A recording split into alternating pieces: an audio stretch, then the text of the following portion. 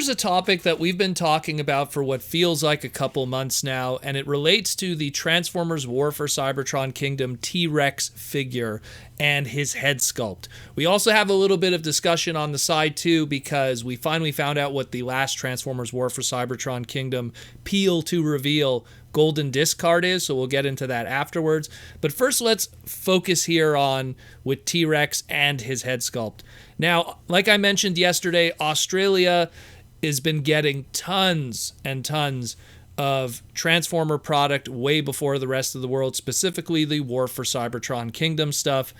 And people have been getting the T-Rex figure outside of Target. This is done outside of Target. And opening it up and showing that it has the traditional Kingdom Leader Class Megatron face sculpt, which is the closed mouth. And what has been shown is they just painted a gray piece of paint across the lips, and it looks like gray silver lipstick on T-Rex, and it looks really weird. And that would be the end of that. We'd be like, okay, well, I guess it was always meant to be a one-for-one repaint, and that weird head sculpt that ended up on that one Megatron was some kind of weird thing that might be used for a future repaint. But people have been looking at the back of the box of T-Rex. And by the way, I want to mention beautiful box art on the front. Again, Kingdom, amazing with the box art. But the back of the box, what they also showed is it shows that it has the grinning face. It has that alternate head sculpt there. And the toy itself lacks what the back of the box is showing, which shows that this mold is a reality. There is something going on here. Was it supposed to be the head sculpt intended for this toy, and ultimately in the end they just stuck with a one-for-one repaint of Megatron? Is what's showing up in Australia in non-Target locations some kind of a mass retail version, and the Target version is going to have the grinning face because we have not seen a US released Target version of it yet opened up, so we don't know. And not to mention, on top of all of this, where does this grinning face belong then if it doesn't belong on the T-Rex? If it's not on T-Rex and it's not on Megatron, is it supposed to be for this rumored Jurassic Park Rexy repaint down the line? There's so many layers to this that are kind of bizarre because this head sculpt does exist. It has shown up on some of these Megatrons by accident from the factory. So something is going on here. The fact that the silver paint is put across the lips shows that there was an intent, at least from a factory standpoint, to paint in what would be teeth for a grinning face. Instead, it ends up just being silver lipstick.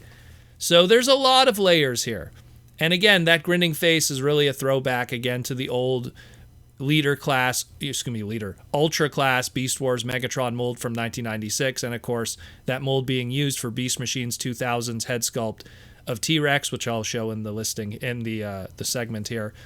But there's a lot of weird stuff going on, so I feel like we still can't put this story to bed just yet, because until we see how this figure looks sold from that, I guess the red card through Amazon through Target in the West Coast, we'll find out. But until we have that final information, we don't know yet what's going on with this head sculpt and where it belongs. Maybe it's going to be that crossover thing. We shall see.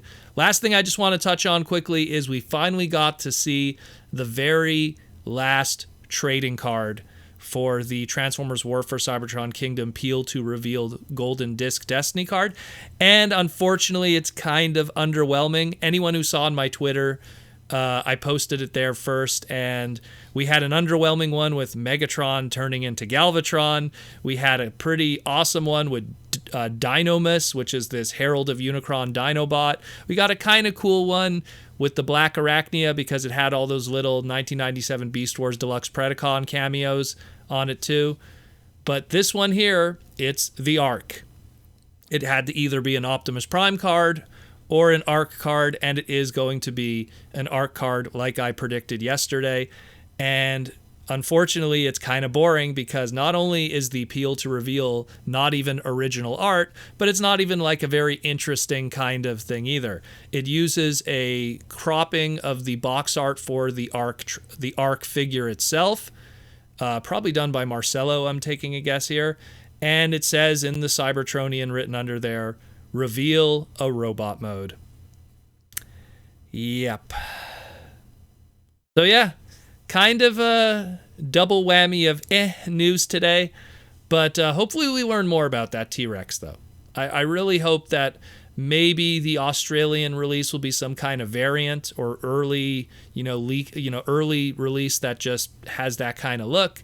And then the proper one with the grinning face will be out there later. And then, hey, Australians will have some kind of rare variant that people could speculate on in the near future.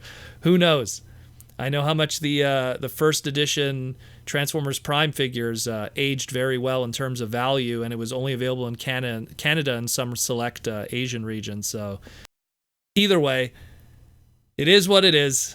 And let me know what you think about this. Maybe it is part of Rexy. We'll find out soon enough.